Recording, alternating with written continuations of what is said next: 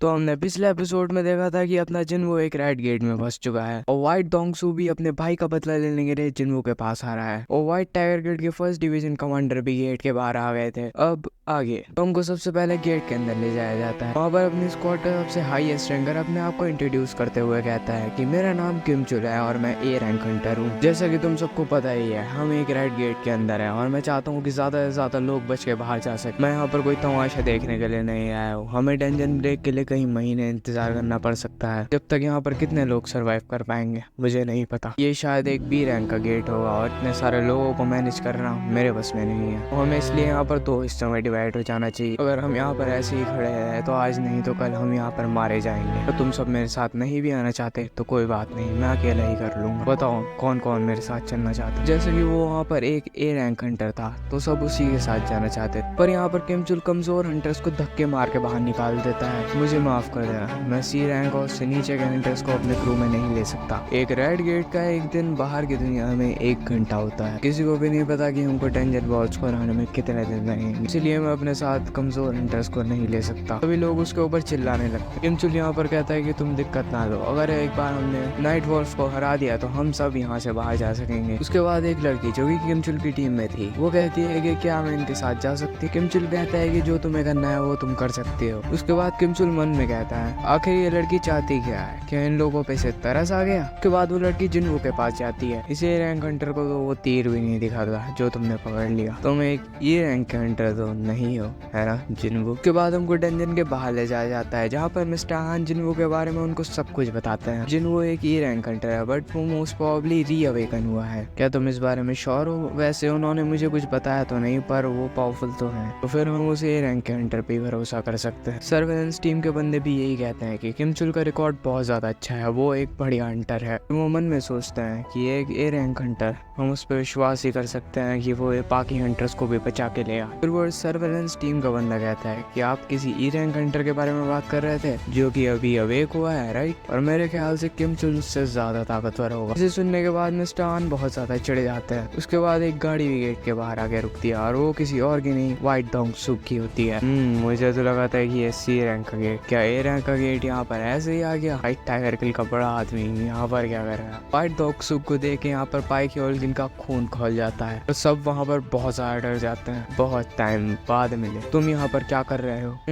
मेरा यहाँ पर कुछ काम था, मैं उसे कंप्लीट करके चला जाऊँ। मुझे नहीं लगा था कि मैं तुमसे यहाँ पर मिलूंगा। सच में दुनिया बहुत ज्यादा छोटी है। क्यों के लिए यहाँ पर बहुत ज्यादा गुस्सा हो जाता है। मैंने पूछा कि तुम यहाँ पर क्या कर रहे हो? तुम तो यूएस में थे, है ना? तुम जैसे का कोरिया में क्या काम हो सकता है? व्हाइट टाइगर किल के बुरे दिन आ गए हैं क्या? क्या उस चूतिया ने तुमको ज्वाइन किया? आखिर तुम्हें हो क्या गया है कि तुमने उस ई रैंक हंटर को अपने गिल्ट में लिया? यहाँ पर भाई क्यूलगुल को कुछ समझ में नहीं आता। व्हाइट डोंगसू कहता है कि मैं यहाँ पर सन जिंगमू की बात कर रहा हूँ। उसका नाम सुन के वो बहुत ही ज्यादा शॉक हो जाता है। पाई क्यूलगुल सोचता है कि इसे सन जिंग के बारे में कैसे पता चला। उसके बाद व्हाइट डोंगसू गेट के पास जाता है। उसके बाद हमको गेट के अंदर ले जाया जाता है। तुम तो मुझे नए हंटर लगते हो, एक रेड गेट में आने के बाद तुम इतने शांत कैसे हो? फिर वो लड़की कहती है कि जैसा कि हमको बताया जाता है कि डंजन के अंदर कुछ भी हो सकता है। और उसके बाद दोनों टीम्स आपस में डिवाइड हो जाती हैं। उसके बाद सब आगे चलने लगते हैं। वो लड़की बार बार जिन्वो के रैंक के बारे में पूछ रही थी। जिन्वो कहता है कि मुझे खुद भी अपने रैंक के बारे में नहीं पता। वो लड़की मन ही मन कहती है शायद ए रैंक का तो होगा ही होगा। उसके बाद हमको किम चुल की टीम के पास ले जाया जाता है। किम चुल सिर्फ जिन्वो के बारे में ही सोच रहा था। फिर उनके सामने अचानक से आइस बियर आ जाता है। किम चुल कहता है कि उन्हें वहीं रुकना चाहिए था, यहाँ पर बहुत सारे आइस बियर्स हैं। वो सब अपनी जान उस लड़की की वजह से खतरे में डाल रहे हैं। उसके बाद उसकी टीम का एक बंदा कहता है कि वो एक ई रैंक का हंटर है, वो कर ही क्या लेगा? उस ग्रुप में सी और बी रैंक के हंटर है,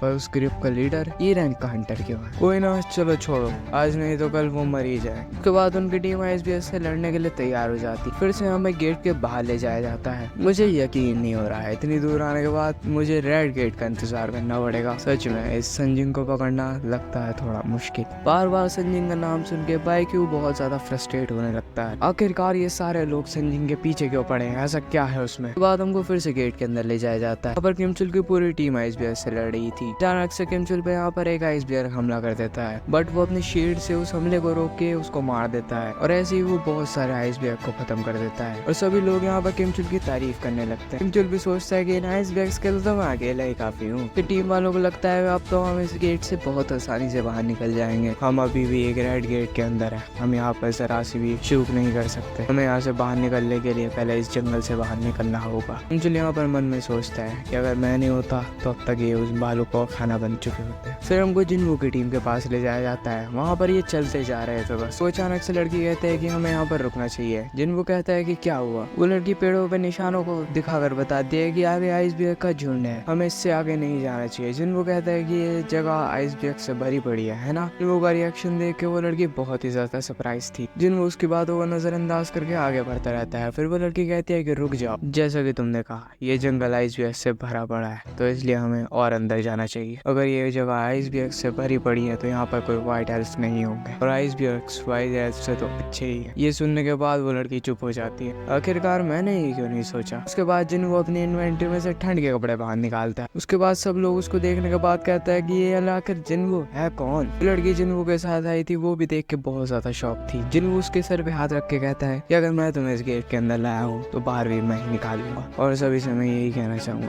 कि मेरे बारे में और कुछ मत पूछना, चुप हो जाओ। वो ये सब कह ही रहा था कि उनके सामने एक आइस बियर आ जाता है। अब लोग उसको देख के बहुत ज्यादा डर जाते हैं। वो सोचता है कि हमको इस जंगल में आना ही नहीं चाहिए था। मैं इसको डिस्ट्रैक्ट करती हूँ जब तक तुम भागने की कोशिश करो। उसके बाद जिन्वू उस लड़की के सामने आ जाता है और कहता है देखो तुम पीछे हो जाओ, इन सारे आइस बियर्स को मैं अकेला मार। वो बार बार जिन्वू को रोकने की कोशिश करती है पर जिन्वू नहीं मानता। बाद जिन्वू एक ही पंच में उस आइस बियर को लिटा देता है। ये कारनामा देखने के बाद सबकी आंखें खुली की खुली रह जाती हैं। उसके बाद फिर से हमको गेट के बाहर ले जाया जाता है। यहाँ पर बाइक यूज पूछता है कि तुम उस संजिंग के पीछे क्यों पड़े हो। तो उसको कहता है बस मजे के लिए। इस टेंशन के अंदर पता नहीं क्या होगा, कैसे मॉन्स्टर होंगे, पर मुझे एक बार कंफर्म करना होगा कि कौन कौन बचा। मैंने कभी भी नहीं सोचा था कि यहाँ पर आने के बाद मुझे ऐसा कुछ दिखता, पर मुझे कुछ तो करना होगा। मैं डेंजन ब्रेक तक वेट तो नहीं कर सकता। उसके बाद हमको जिन्वू की टीम के पास ले जाया जाता है जो कि बियर का मीट चबा रहे थे। फिर जिन्वू और वो लड़की जो जिन्वू के साथ आई थी वो आपस में बात करते हैं आखिर जिन्ना के ऐसे मार्क्स कैसे आते हैं और वो पूरा दिन घर में करती क्या रहती है। वो कहता है कि वो नॉर्मल बच्चों की तरह ही है, खाती है पीती है पढ़ती है और बस ऐसे ही। टीम के बाकी मेंबर जिन्वू के बारे में बात कर रहे थे। खाने के बाद एकदम से जिन्वू उठ जाता है। वो लड़की पूछती है कि आप कहाँ जा रहे हैं। जिन्वू कहता है कि अभी मेरा एक्सरसाइज का टाइम, अगर मैं एक्सरसाइज नहीं करूंगा तो मुझे पेनल्टी मिल जाएगी। उसके ये बात सुनने के बाद सभी बहुत ज्यादा चौंक जाते हैं। उसके बाद जिन्वू बाहर जाके अपने डेली मिशन को कंप्लीट करता है। जिन्वू अपने सारे टास्क कंप्लीट करता है। वहाँ पर बियर्स का एक झुंड आ जाता है। जिन्वू पेड़ से नीचे उतरता है और अपनी न्यू शैडो आर्मी को अवेक करता है। ये तुम सभी का पहला बैटल है, मुझे दिखाओ कि तुम कितने ज्यादा ताकतवर। जिन्वू की शैडो आर्मी और उन बियर्स के बीच में फाइट शुरू हो जाता है जो कि बहुत ज्यादा मस्त है। जिन्वू की शैडो आर्मी ने उन सारे बियर्स को एक तरफा कर दिया था। आइस बियर्स भी पर कुछ कम नहीं थे, वो भी जिन्वू की शैडो आर्मी को नुकसान पहुंचा रहे थे। उसके बाद जिन्वू की शैडो आर्मी एक गजब का अटैक करती है जिसे देखने के बाद जिन्वू भी चौंक जाता है। जिन्वू कहता है कि मुझे कोई अंदाजा नहीं था ये शैडो आर्मी इतनी ज्यादा पावरफुल है, इनका रीजनरेशन पावर इमॉर्टल है, पर इनकी वजह से मेरा माना भी जा रहा है। फिर वहाँ पर आइस बियर्स का लीडर आ जाता है। वो एकदम से जिन्वू के सारी शैडो आर्मी को खत्म कर देता है। यहाँ पर जिन्वू का माना बिल्कुल खत्म हो चुका था, इसी वजह से वो फिर से शैडो आर्मी को रीजनरेट नहीं कर पा रहा था। जिन्वू एग्रिस को निकालता है। एग्रिस यहाँ पर बहुत आसानी से उसके सिर को धड़ से अलग कर देता है और एग्रिस को देखने के बाद जिन्वू कहता है कि अगर मैं इससे स्वॉर्ड से लड़ा होता तो मैं नहीं जीत पाता। उस बियर को हराने के बाद एग्रिस जिन्वू के पैरों में झुक जाता है और जिन्वू कहता है कि शायद ये अब भी मेरे से ज्यादा ताकतवर है। जिन्वू एग्रिस को शाबाशी देता है और उस बड़े साइज बियर के ऊपर अराइस इस्तेमाल करता है और कुछ ही पल में उसकी शैडो एक्सट्रैक्ट हो जाती है। यहाँ पर हमको फिर से डेंजन के बाहर ले जाया जाता है। यहाँ पर उनको 3 घंटे हो गए थे, मतलब गेट के अंदर 3 दिन। मिस्टर आन यहाँ पर सभी के बारे में चिंता कर रहे थे और बाइक ऑनगिल कहता है कि रेड गेट के अंदर सब कुछ नॉर्मल होता है, कहीं पर बहुत ज्यादा ठंड होती है और कहीं पर बहुत ज्यादा गर्मी, और जो सबसे ज्यादा कमजोर होता है वो सबसे पहले मरता है। अगर उनको वहाँ की आदत भी लग गई फिर भी उनको किसी न किसी दिन खाने की कमी जरूर होगी। लो रैंक के हंटर के लिए बहुत ज्यादा मुश्किल होगा और अभी तक शायद कुछ सी रैंक के हंटर मर भी गए हो। तो लगता है संजिंग भी अभी तक मर ही गया होगा। मुझे लगता है मैं बेकार में ही यहाँ आ गया। पर एक चीज, जब संजिंग व्हाइट टाइगर गिल्ड का मेंबर नहीं तो फिर वो अंदर क्यों गया। मैं संजिंग को बहुत टाइम से जानता हूँ इसलिए मैंने उसको एंटर करने के लिए कह दिया। पाई क्योलगिल को यहाँ पर कुछ समझ में नहीं आ रहा था कि आखिर ये सन जिंगवू है कौन जिसके पीछे सब कोई पड़ा है। इसके लिए दोंगसू अमेरिका से यहाँ पर आ गया, वो भी एक ई रैंक हंटर के लिए। मिस्टर हान की बात सुनने के बाद व्हाइट दोंगसू उसका गला पकड़ लेता है। तुम मुझसे ये कहना चाहते हो कि मैं यहाँ पर और कुछ नहीं कर सकता? मेरे पास एक चीज, अगर ऐसा कुछ होता है तो मैं उसको सूंघ कर बाहर निकाल लेता हूँ, और मुझे लगता है तुम मुझसे कुछ छुपा रहा है। जल्दी बता वो क्या चीज। मिस्टर हान को बचाने के लिए यहाँ पर पाई क्योलगिल दोंगसू का हाथ पकड़ लेता है। दोंगसू उसका गला छोड़। दोंगसू भी यहाँ पर बहुत ज्यादा गुस्सा हो जाता है। क्या तूने मुझे अभी ऑर्डर दिया? तू अभी इतना बड़ा नहीं हुआ जो मुझे ऑर्डर दे। यहाँ पर पाई क्योलगिल भी बहुत ज्यादा गुस्सा हो जाता है। वो अपनी पावर को एक्टिवेट कर देता है। अभी दुनिया के 2 ऐसे रैंक के हंटर आपस में भिड़ने वाले थे। अब हमको किम चुल की टीम के पास लेके जाया जाता है और हमको किम चुल के शील्ड और उसकी स्वॉर्ड को दिखाया जाता है जो कि लगभग टूट गए थे। बाद हमको एक सामने बहुत बड़ा सा मॉन्स्टर दिखाई देता है। बाद हमको किम चुल की टीम का एक मेंबर दिखाया जाता है जो कि बहुत ज्यादा घबराया हुआ था। वो कहता है कि किम चुल अब नहीं रहा, ऐसा कैसे हो सकता है? वो एक ए रैंक हंटर था। मुझे लगा था मैं व्हाइट टाइगर गिल्ड का बहुत बड़ा मेंबर बनूंगा, मुझे तो स्पेशल ट्रेनिंग में मिली थी, मैं कैसे हार सकता हूँ? किम चुल की बाकी टीम के मेंबर्स की फटी पड़ी थी। अगर मेरे पास थोड़ा खाना होता तो मैं कुछ कर सकता था। खाने की कमी वो मेरी गलती नहीं है। अब मैं इस टीम का लीडर हूँ, अब मैं क्या करूँ मुझे नहीं पता। वो बंदा पूरी तरीके से हार मान गया था। और उसके बाद फिर से वहाँ पर व्हाइट एल्फ्स आ जाते हैं। उनको देखने के बाद उसकी आंखें खुली की खुली रह जाती हैं। वो अपने आसपास देखता है, उसकी सारी टीम के मेंबर्स वहाँ पर मारे जा चुके थे। अचानक से उसकी तरफ कुछ उड़ता हुआ आता है और वो अपने पीछे देखता है तो उसके पीछे एक आइस एल्फ था। आइस एल्फ को अपने इतने ज्यादा करीब देख के उसके फटके 4 हो जाती है, वो भागने लगता है। उसके बाद उनको व्हाइट एल्फ का लीडर दिखाई देता है जो कि एक घोड़े के ऊपर बैठ के आया था। सो यहीं पर ही एपिसोड 2 का डी एंड होता है। एपिसोड कैसे लगा कमेंट्स में जरूर बताना एंड नेक्स्ट एपिसोड के लिए चैनल को सब्सक्राइब कर लो। मैं मिलता हूँ तुमसे जल्दी नेक्स्ट एपिसोड के साथ, तब तक के लिए सायोनारा।